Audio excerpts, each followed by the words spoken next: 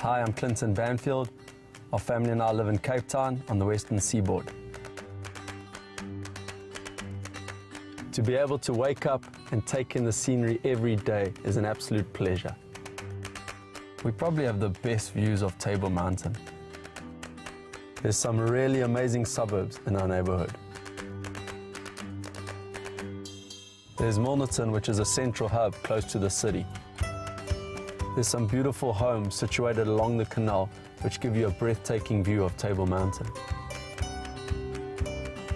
A little bit further along the canal, you'll find Milnerton Golf Club, which is a great place to unwind with your mates. Then we have Randburg, which is world-renowned for its beaches, where you'll often see kite surfers taking full advantage of the wind. To top it off, there's a great variety of family restaurants in the area, like Blue Peter, where people love to meet.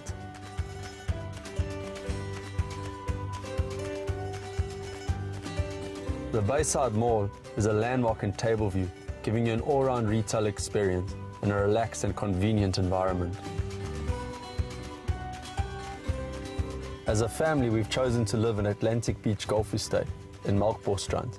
Our suburb is so chilled, it really gives you this constant holiday feel. We've lived here for 2 years and we've really enjoyed the laid-back lifestyle, and this is our neighborhood.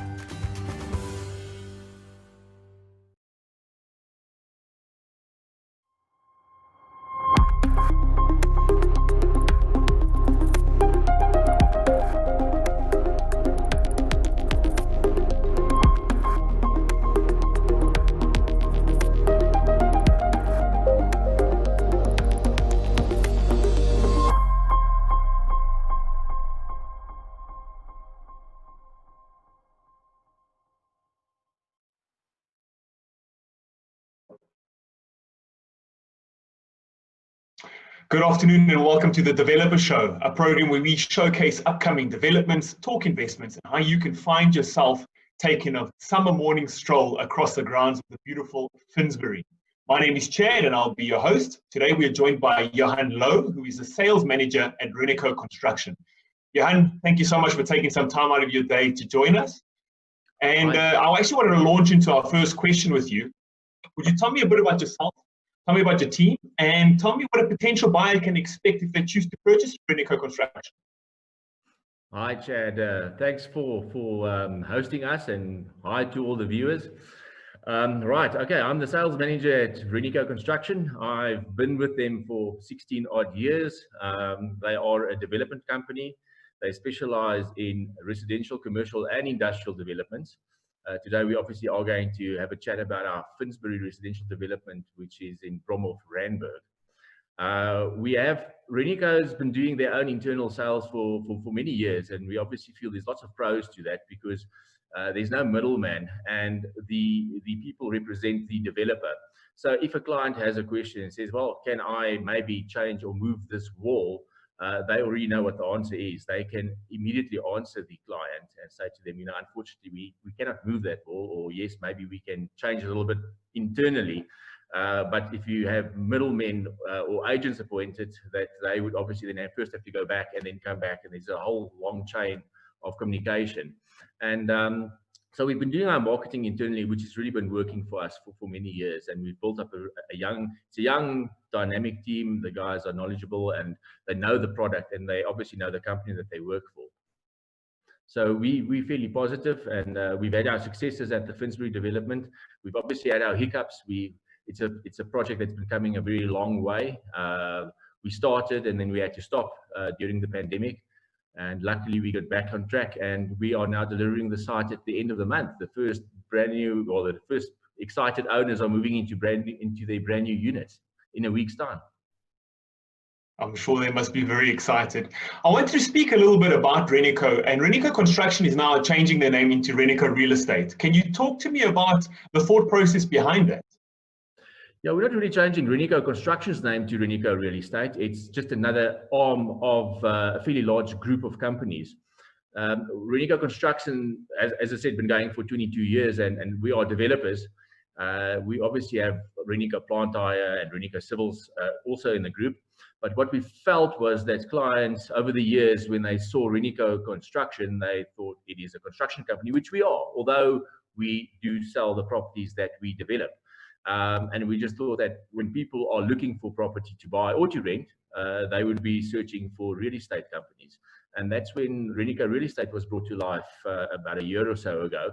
So we're now marketing those properties through Renico Real Estate, although it's still within the group and it's still a Renico development. I think so. It's important to note that even though Renico Real Estate might be new, it still does have those 22 years of experience behind it that Renico Construction brings. Absolutely, and all the faces at Renico Real Estate are the faces at Renico Construction. So it's people that they've been dealing with over years, and we have been there. And that's another secret to our success is obviously long-standing relationships. The guys working for us have been working for us for many years. So it's people that they are part of the company and they have the knowledge of how we operate. Talking about knowledge, how many developments has Renico Construction completed already? I don't have the exact amount, Chad, but it's well over 250. That's obviously with residential, which used to be our core business. And then we moved over we did a lot of industrial developments and we've done some commercial developments too. At the moment, we only have 2 residential developments going, and then we're busy building a shopping center in Potchefstroom. We also penetrated the market for the more mature buyers. We're doing a development aimed for clients of 55 years and older, also in Potchefstroom, within an environment or within an estate. Sorry. It's great to hear the amount of experience you bring to developments, knowing that you've got all these other projects running, and you've got the experience with building quality products as well. Yes, no, but we still learn every day.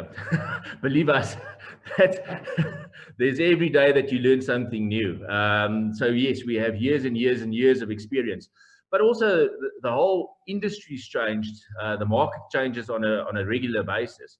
But even if you're just looking at the process of getting a development to launch it, all the planning that goes in from the word go, all of those things have changed.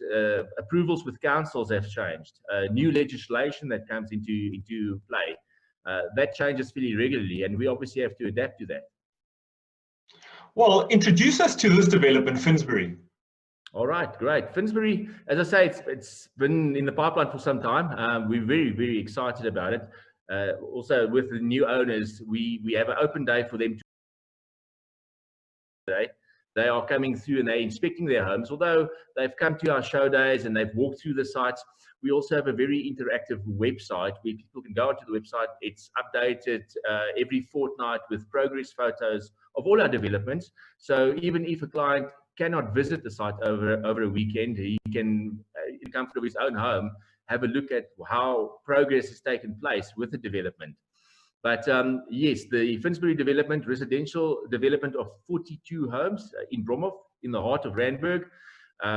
It offers simplex units as well as duplex units. So there is a bit of a variety. If people do not want to buy a property with stairs, they can opt for the simplex homes, and then obviously the duplex homes that offers the bedrooms and bathrooms upstairs, and downstairs you have guest loo and lounge dining room. All of the units have double garages, and obviously as an added bonus, all of the units have pet-friendly gardens.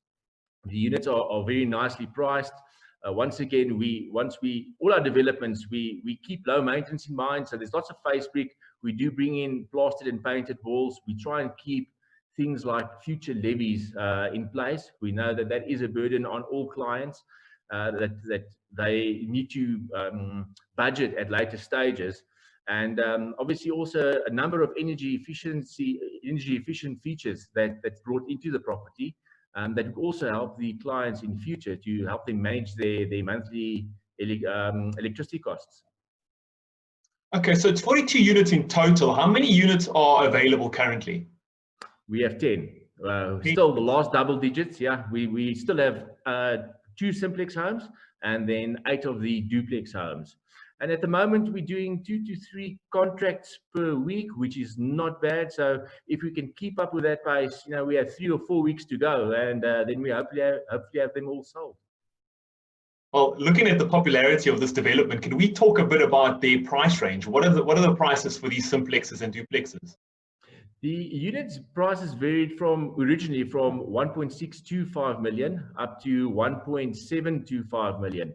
At the moment, the most affordable unit in the development is 1.635 million and 1.725 for the top end unit. Okay, and is there any customization allowed in terms of these units? Are the units already built? Can you sit down with the client or prospective client and essentially have that client go through with how they'd like this unit to look or how they'd like the finishes to be? Yeah, unfortunately, being so far with the construction process, there's very little that the client can still change to the unit. There's basically add-ons. They can, for instance, add security gates if they would want to. They can opt to take maybe a gas hob instead of an electric hob. So there are still a few things that we can do. When we launch a development, a client has a variety of choices. He can still choose the tiles, floor and wall tiles. He can choose the color of the kitchen cupboards, the wood grain finishes of it. He can pick different manufactured the quartz worktops in the kitchen. So there's a variety of things or choices that the client can choose, but we get to a stage where we need to start finishing those units, and then standard choices are put into the units, and they're obviously then sold that way to clients. And in terms of these units, what finishes can customers expect? Well, we have A-grade ceramic tiles throughout.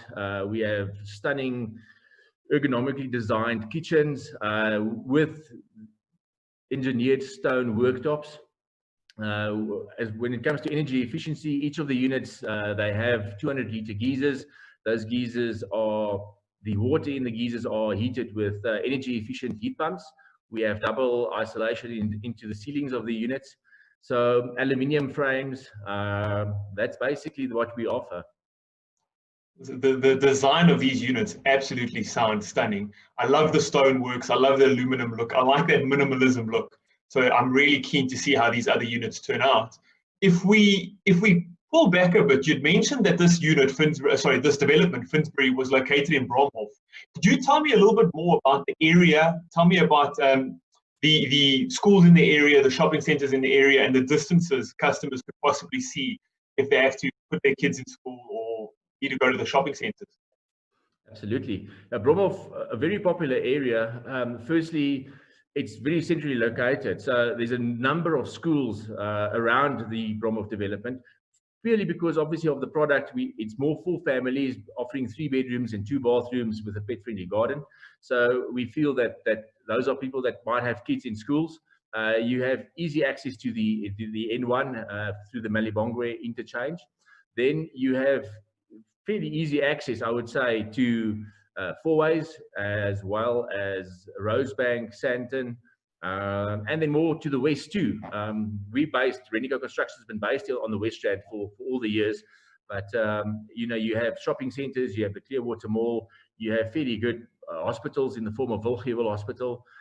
So yes, and we also feel you have the MTN campus and obviously the FNB Westbank campus, which is on Beyers Nordea. And a lot of businesses might move out not move into the center of Johannesburg or in Sandton. And we'll see what happens now after the pandemic and what's going to happen with office space. It's going to be fairly interesting to see what's going to happen there. But we also find that people are moving out of those centers as they cannot travel or they don't want to travel into those busy nodes. And what other amenities are available to the residents? Well, once again, trying to keep levies low. There aren't many amenities inside the complex. So you have the units, but we do have a park which offers a kids play area that's just been erected. So nice big open space, lots of lawn around it, where if kids need to go and stretch and kick a ball, that's basically it. We have a guardhouse that will obviously monitor the access control to the units. But with a smaller complex of only 42 units, once you start adding pools and clubhouses, that would negatively influence the monthly contribution to the levy and maintenance costs, etc., etc. So we tend to stay away from adding amenities to smaller complexes. Once you have a bigger complex of 100 plus units, there's more people contributing to the levy, and it then makes more sense to start adding in more amenities that clients might want to use. Levies is actually a topic that we tend to stumble upon quite often during these podcasts. I'd like to ask you just after this question what the levies are, but also I'd like your opinion on what I'm going to say next. And it's stuff that we've heard before, is that a lot of customers are possibly not as interested in the amenities because they prefer lower levies, but also because they're more interested in essentially what the house is going to look like, and they're going to be spending their time in the house more than they are using a clubhouse or using a potential restaurant or anything on with that. Chad, I agree with you. I do not know how often amenities are utilized within complexes. Obviously, once you start adding with pools, there's legislation with pools that you don't want anybody to get into a situation where somebody gets hurt at a pool area. You need to keep kids away that cannot swim. So it puts a lot of pressure onto a body corporate once you have something like that. So yes, you wonder how much amenities are being used in complexes.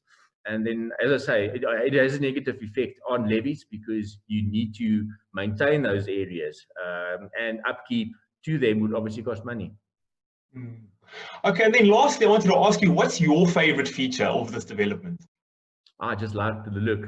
It is, once you walk into a development, it sometimes just grabs you. And we do it for a living. So you walk into a complex, and you look at it, and it's well built, it's beautiful, it's stunning, and you always think of yourself, I can stay here.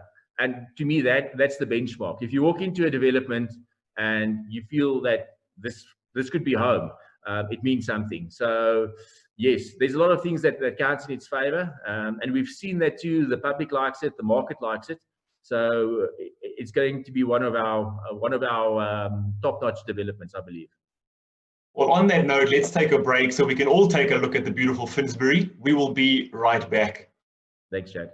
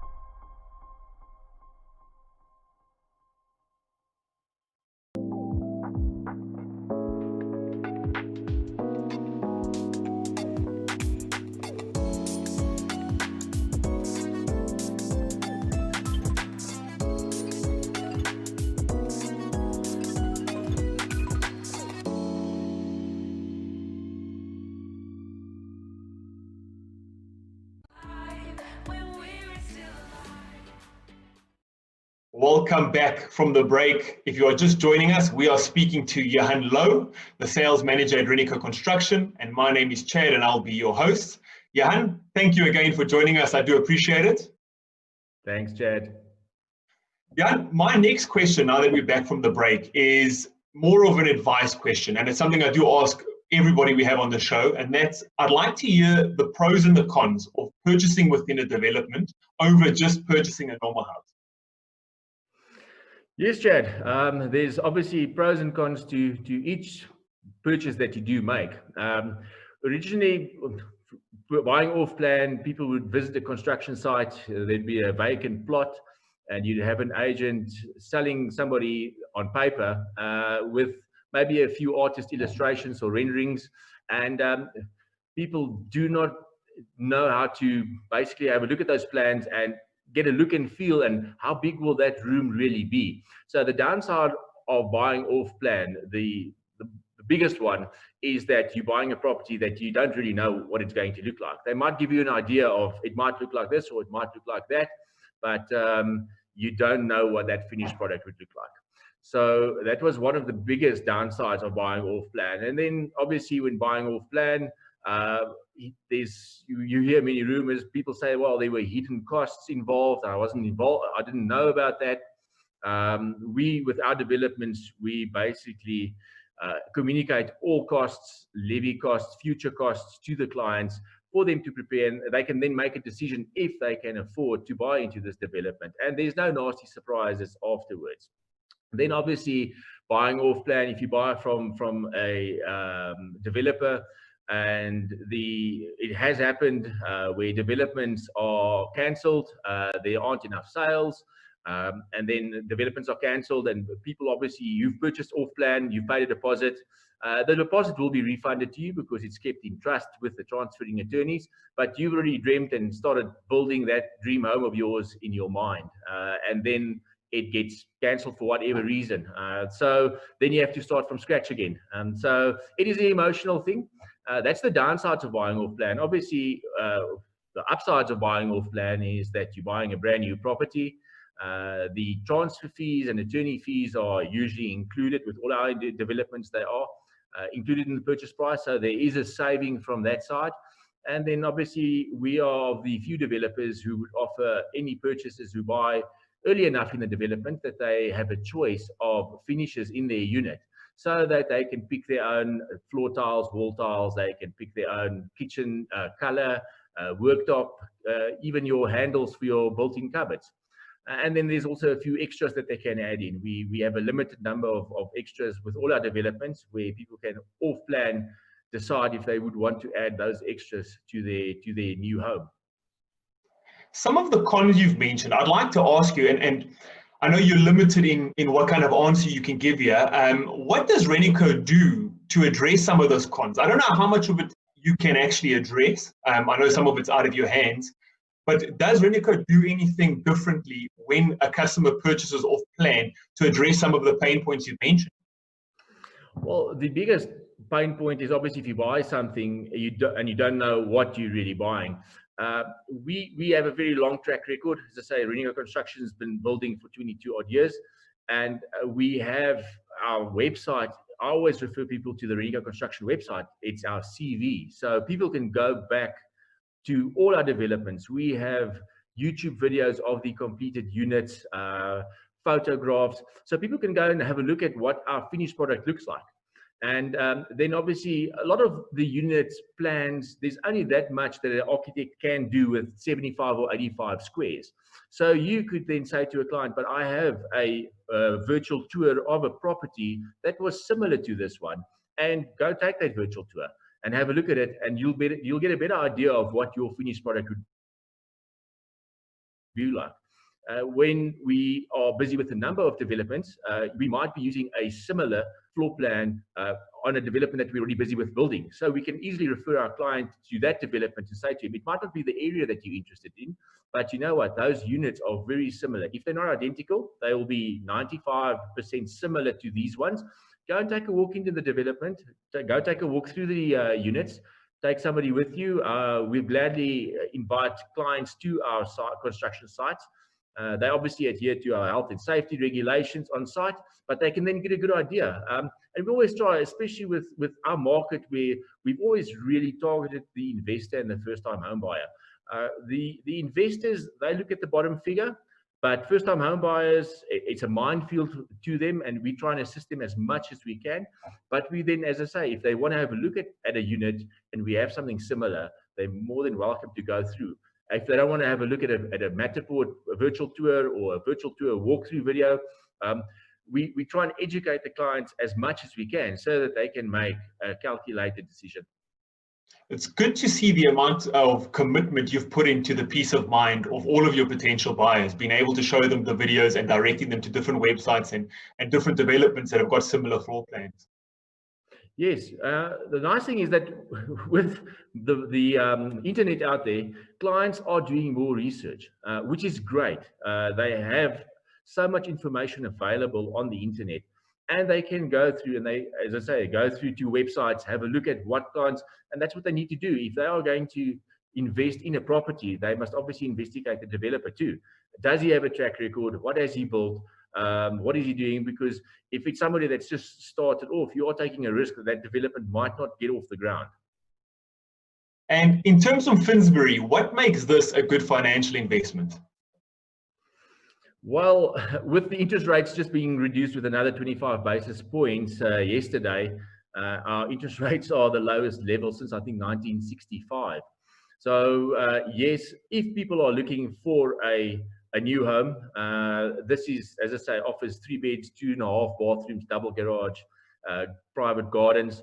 And if it's a family, they might have outgrown their current existing property, which they might be, or they're renting and they decide that now it's the time to buy.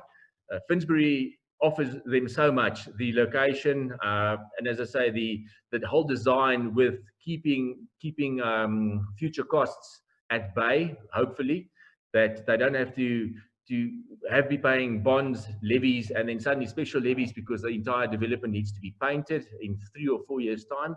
So that is there for them, and they can plan ahead. So while we're on investments, I did want to ask you something else as well. We had quite an interesting discussion a couple of days ago in regards to investments. And I wanted to ask you, as someone who's worked in the property industry for so long, what advice have you got for anybody looking to invest into property?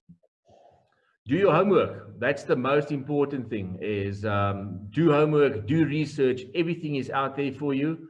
So yes, if you are looking at investing in property, there's other investments that you can make, but you need to do your homework, make a calculated decision. Okay.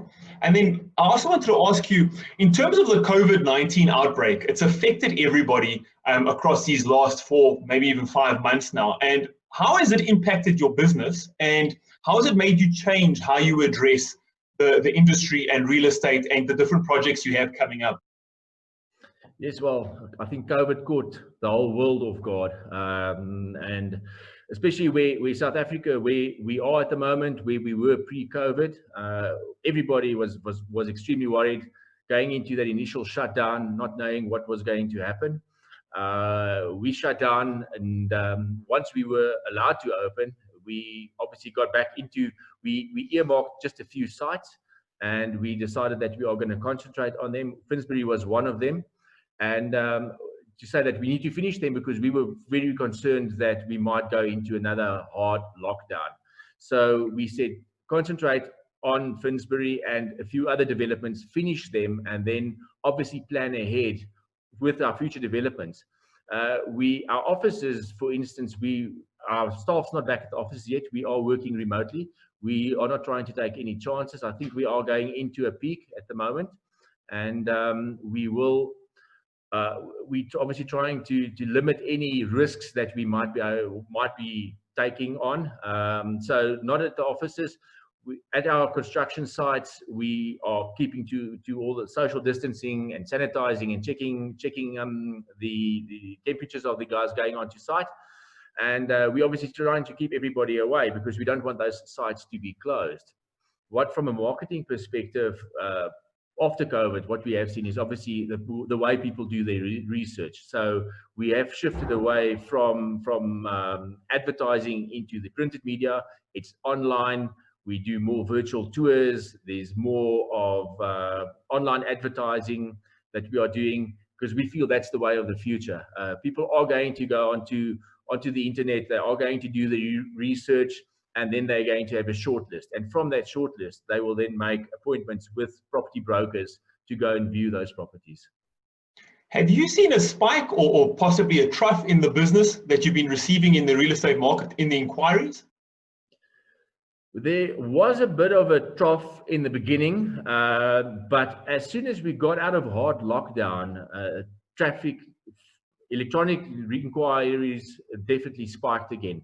And we basically feel that people were obviously in their homes, and now with the interest rates being reduced, people that wanted to buy are now saying that yes, we are looking at buying, and they are now going to start looking for properties out there, so that they start doing their research.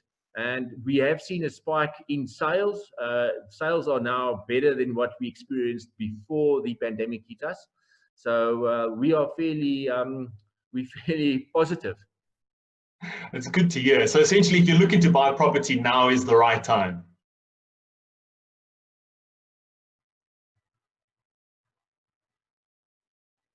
Johan, are you with us?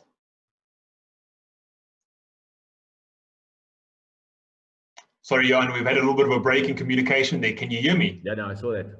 There we go. Okay. Sorry, I wanted to repeat my question. I asked you that if you're looking to buy a property, now I believe is the best time to purchase into property. Sorry, Chad, I lost you there. No problem.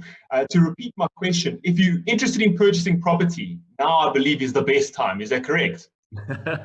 Yeah, that's what they always say. But yes, I firmly believe so. Once again, with our interest rates being the lowest it's been in 65 years, we know interest rates always work in cycles. So we might be, if you listen to the governor of the Reserve Bank, he said there's not really much space for any more reductions in the interest rate. But we believe that will remain like this for the next year, maybe 24 months. So we're not going to see these interest rates again soon. So if you are in the market and you are looking at buying a property, it doesn't matter which property it is, do your homework, and then yes, commit. You can then buy, see through that first two years, maybe 36 months of low interest rates before they rise again, because then you would obviously be geared for rates interest or rates in the hikes in the interest rates. Well, my final question for you, Johan, would be, your company has had a relationship with private property for quite a long time now, and I wanted to know, how has this relationship impacted your marketing strategies? Well, Chad, yes, we've been around and we have a very good relationship with private property. We feel that in many cases, they're the leaders in their field. And yes, we obviously, everything that we have, we advertise on private property. You guys have just gone through a whole new makeover, a new facelift. As things change, because we know as the market changed, marketing changed as well. And we all know that printed media is definitely something of the past. It's all electronical. It's on the website. People are doing the searches. You guys have the traffic coming through your websites. You see the growth, the online growth that you have. And it's there offering the clients, just offering them more, that they can do better research when they are looking for property. And it's not only for sales, it's also for rentals. Everything that we have that's for rent is advertised on your portal. We do get the hits, we do get the leads, and we convert them into sales and rentals. Well, we are most certainly looking forward to continuing to take this journey with you, Johan. And unfortunately, that is all the time we have for today. Johan, thank you so much for joining us. I don't think there's a viewer that wouldn't be interested in Finsbury. And for you at home, thank you for logging on and taking this journey with us as well. If you have any questions for next time, please drop them in the comments box, and I can't wait to see you the same time tomorrow. Thank you very much, and goodbye. Thanks, Chad. Cheers, bye.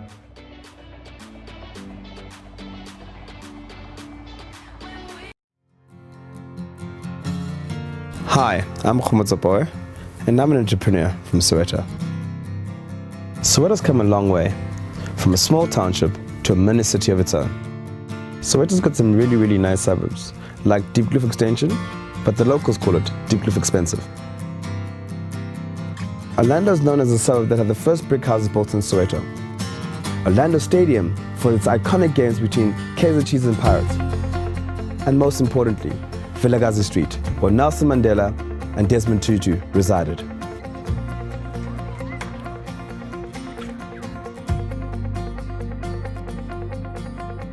To the west of Soweto, you find suburbs of Dobsonville and Protea. These two suburbs are actually very cosmopolitan, fresh, young, and very new. Right next door to Soweto, we have our neighboring suburb, which is Eldorado Park.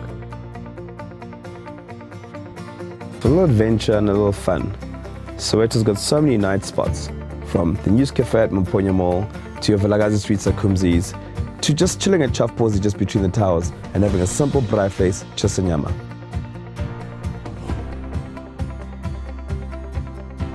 Something very close to my heart is actually seeing people move back into Soweto, growing businesses, remodeling homes.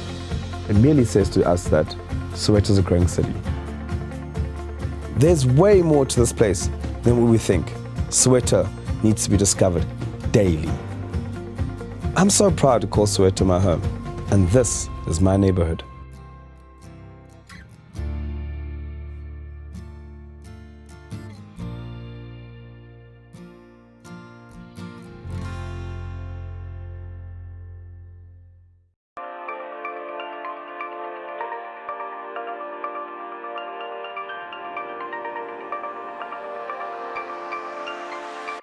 Hi, I'm Clifton Smithers. I live in Ballito, where my partners and I run a business called Union 3.